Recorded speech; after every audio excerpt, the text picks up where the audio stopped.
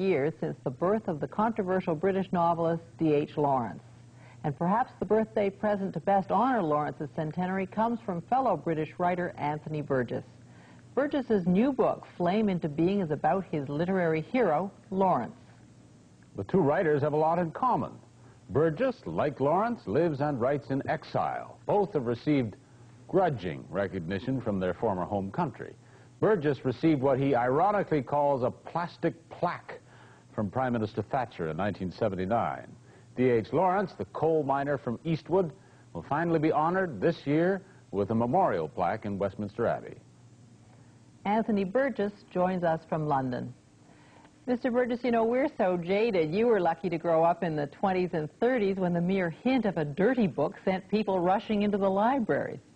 Well, those were the good days, you know. Literature was a great adventure. It was a great key that would unlock the door to the hidden mysteries, particularly sex. And Lawrence, to me as a child, was very much the sex prophet. Of course, he ceased to be that now. We're living in the permissive age, and possibly Lady Chatterley's lover had something to do with it. The book was released unexpurgated in England in 1960. I don't know about Canada or the United States earlier, I think. 62 here. And I remember finally getting round to it and finding it actually boring and not explicit enough at all. It is a bore. Chiefly because, well, when we expect so much, we're bound to be disappointed. On the other hand, it's a rather tender book and was intended to show not the glories of sex so much as the glories of male-female companionship. It's a kind of paean to the married state, I suppose.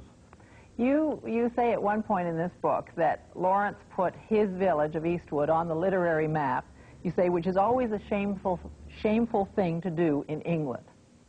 Well, I was back in this village of Eastwood last year to make a television film, of which I hope you'll see some parts soon.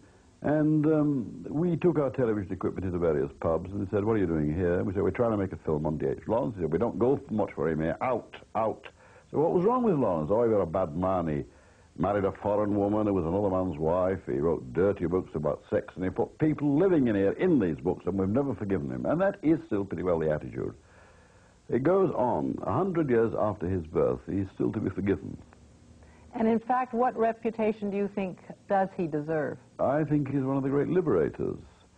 He's a man who showed us that literature is essentially a subversive thing. The job of the writer is not to confirm people in their comfortable prejudices, but to wake them up a little, lash them into rethinking their thoughts and reassessing their emotions. He was a tremendous revitalizing force in his own day, of course, although many refused to feel this force. But now I think he's settling, unfortunately, into a kind of classic. You know, I mean, the kids at school are made to read Sons and Lovers. Films are made of his books. His plays are put on here in London. And the English, in their usual inimitable way, are trying to tame him. In other words, making him acceptable to the ruling class. And I think they've very nearly succeeded in doing that, but not quite. I think the curious thing is that Lawrence felt himself closer to the new world. And of course, it's, I think, appropriate that he's buried in Taos in New Mexico. He's buried on American soil, not on British soil.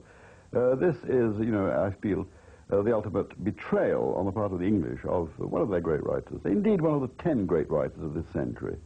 If people have denied themselves till now D.H. Lawrence, what book would you aim them at?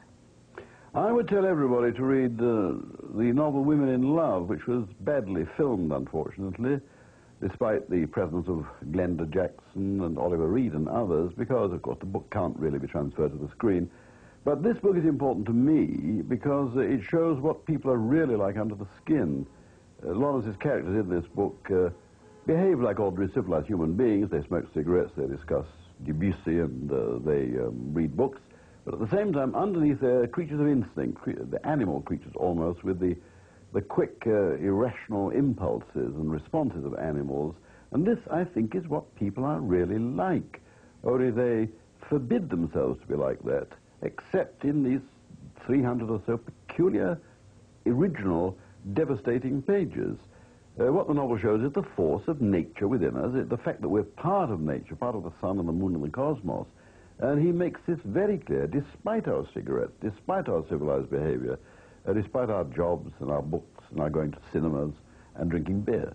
We are fundamentally creatures of immense instinct which should not be wholly controlled by the forces of civilization. In other words, to hell with civilization, up with instinct. And just think, if your marvelous new book about Lawrence gets people caring about Lawrence, you may get another plastic plaque from Margaret Thatcher. No, I've had my plastic plaque from Margaret Thatcher. I mean, only one in a lifetime. At the moment I'm wearing in my buttonhole, or was until I took my jacket off, the insignia of Commandeur du Mérite Culturel in France. France appreciates me, I think, a little. England doesn't. I've become a foreign writer, as Lawrence did, but at the same time I am intensely and terribly and ineradicably, horribly British. For that I apologize.